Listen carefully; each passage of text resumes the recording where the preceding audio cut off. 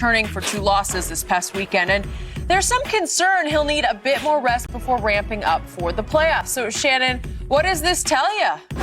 LeBron James is not even close to being 100%.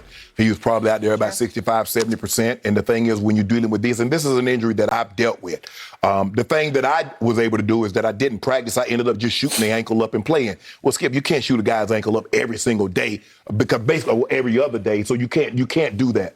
But what he realizes that I'm not helping my team at the level in which I'm out here. That's not good enough. And it does not matter. Play in, play out. First seed, third seed, fifth seed. If LeBron James is not healthy, the Lakers aren't winning.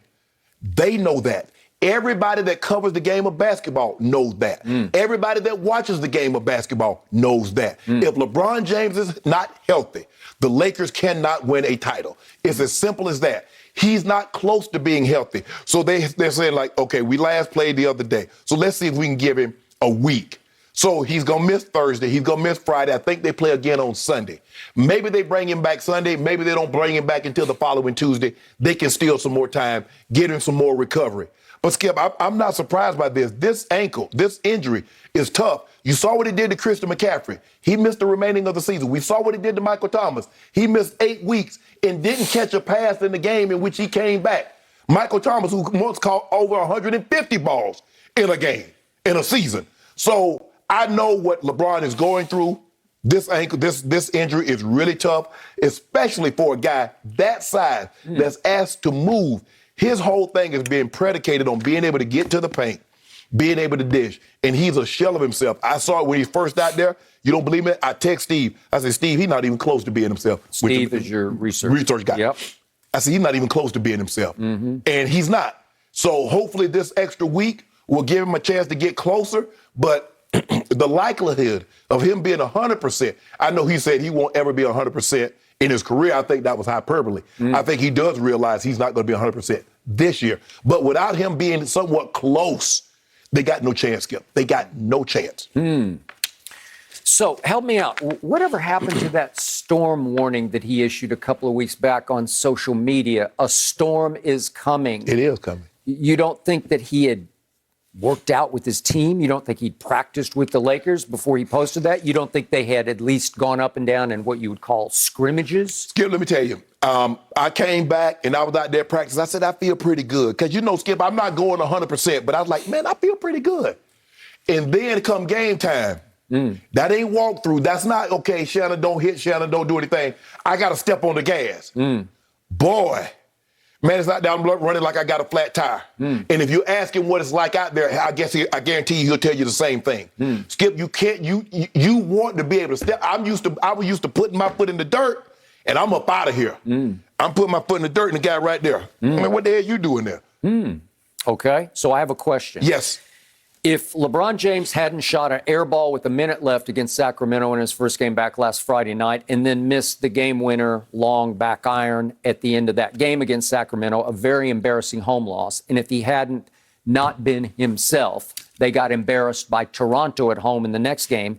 If they had won both games, do you think he'd still be playing? No. I do. I don't.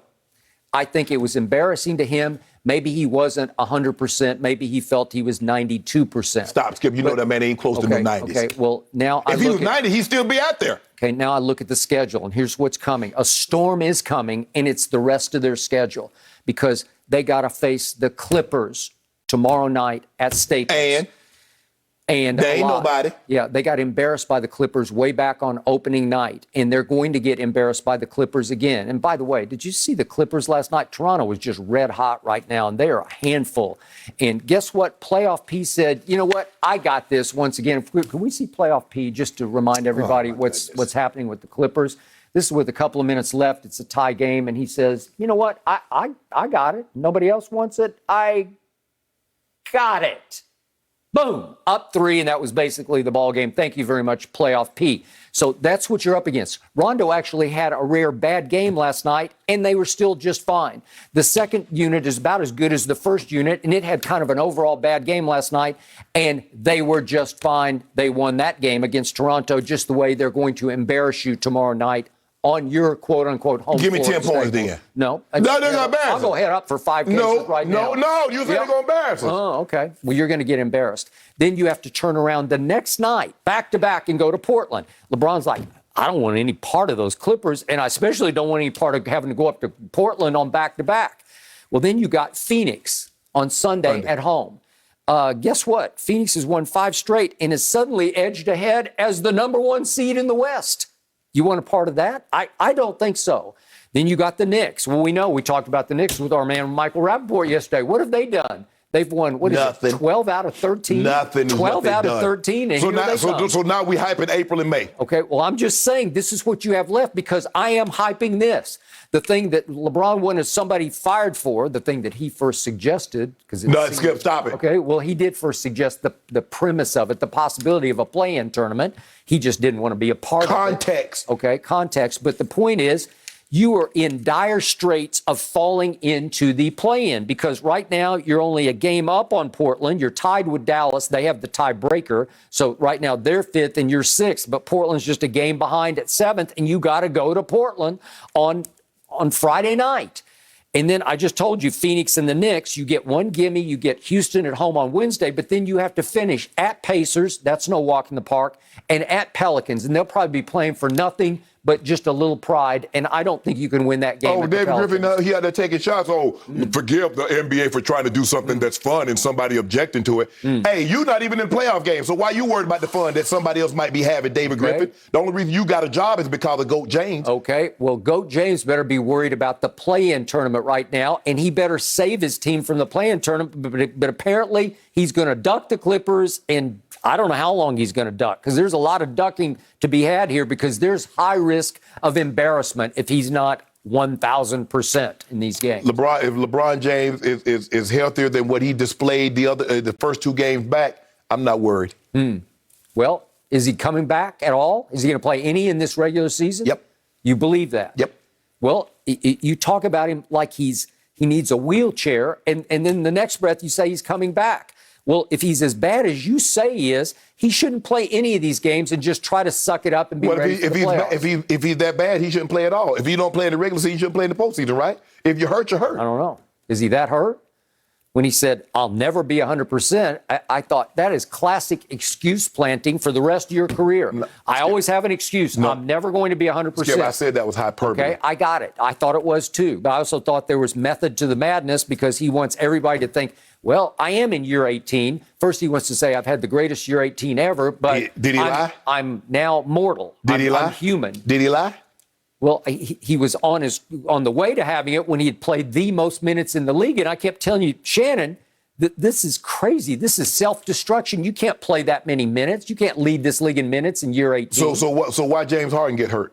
Why KD get hurt? They wasn't playing the minutes. So why they get hurt? They're not Iron Man like your guy is. I'm saying, so why they get hurt? Why Giannis get hurt? Why Kawhi get hurt? Why Paul George missed 13 games? Why Joel Embiid missed games? Well, why do you throw them to the same pot with this guy? He's the ultimate Iron Man. Because I'm saying injuries are a part of professional sports. They happen. He's been one of the few guys that's been able to dodge the big injury. 2 of the last 3 years, he has not been able to dodge, even though it's not a huge injury, didn't require surgery, but the groin injury, it cost him, 15 games. This injury has cost him 20-plus games, going to cost him more. So what are we talking about here, Skip? Well, we're talking about the play-in tournament. That's what we're talking about. Are you ready for it? It is what it is. Okay, you don't have Schroeder, I'm assuming, for the rest of the regular season. Probably not 10 to 14 days. Protocol, right? Right. Okay, so no LeBron, no Kyrie Schroeder. So what do you have left? Well, you sucked it up and you shocked Denver. Did we have another day? No shot. Yeah. You Denver shot. took you lightly. I don't think that the Clippers or the Trailblazers will take you that lightly. They ain't take us lightly. Yeah. We just went out there and played, did what we had to do. AD was aggressive. Okay. I'm expecting a big game from Drum, who gets in the way more than he helps. Gonna give it to Zoom. I told you. I bet he give it to Zoom on Thursday night. Really? Yeah. Okay. And there's Double. There's another guy named DeMarcus Cousins who's also the backup. And guess who's almost back because he's practicing? Big Serge Ibaka. Here he comes. I got a three-headed monster. He just want to dress nice on the sideline. He ain't trying to play no basketball. He looking like Shaft over there last night. He looks pretty good. Hey, that all black leather. Yeah, that's what I'm saying.